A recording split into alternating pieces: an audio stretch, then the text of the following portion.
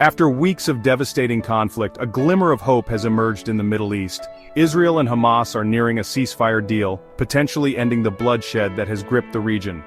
The negotiations, mediated by international actors, have been intense and complex. Both sides have made concessions, driven by the urgent need to alleviate the suffering of their people.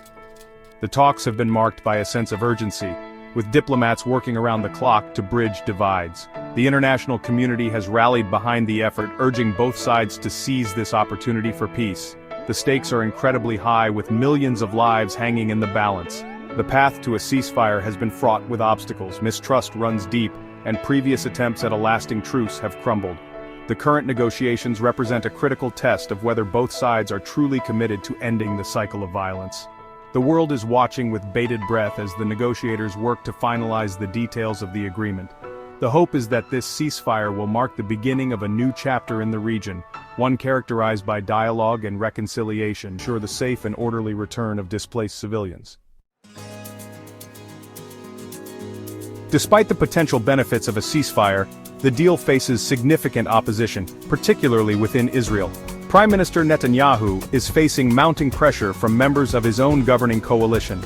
10 right-wing members have sent him a letter expressing their strong opposition to any truce with Hamas.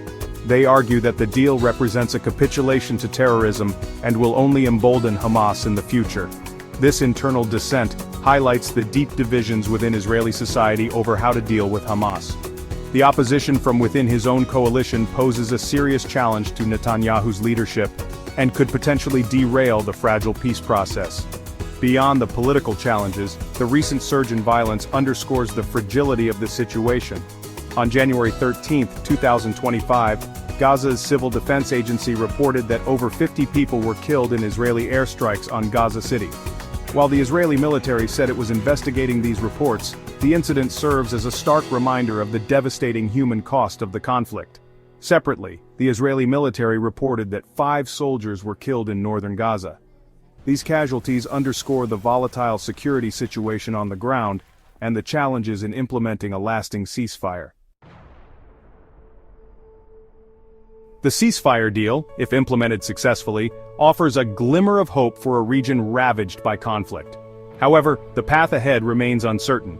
The deal faces significant challenges, including internal opposition within Israel, the deep mistrust between the parties, and the volatile security situation on the ground. The international community has a crucial role to play in supporting the implementation of the ceasefire and fostering an environment conducive to lasting peace. This includes providing humanitarian assistance to those affected by the conflict, monitoring the ceasefire agreement, and encouraging dialogue between the parties. The human cost of this latest conflict has been immense. The Gaza Health Ministry reports over 46,500 Palestinians killed, while Israel reports 1,200 killed. The war has left behind a trail of destruction and displacement, exacerbating an already dire humanitarian crisis in Gaza. The ceasefire, while fragile, represents a vital step towards ending the bloodshed and alleviating the suffering of innocent civilians. The world can only hope that this opportunity for peace will not be squandered,